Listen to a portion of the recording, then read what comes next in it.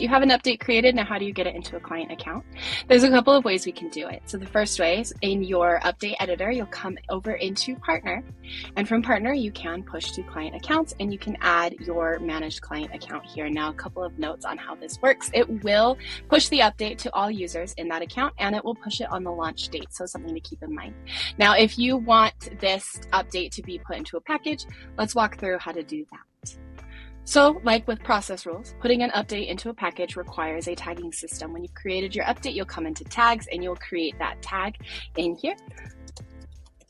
So we'll add in our tag, simple as that, and hit save. Once that's done, you are able to add this into a package. You'll come into the package that you want to put your update into and you will select build package and updates is right here. We can see that I've already added some updates into this package, but if we wanted to add that additional update in here, you would hit save and you would publish your package draft and you would assign it into an account. Now, one more thing, we are going to pop into this account and we are going to look at how you can set your update to be ready to go.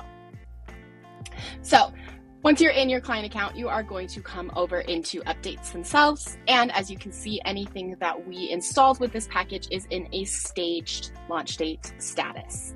To update the launch date, you will come in, you will open it, and you will give it its launch date over in audience. It's an audience.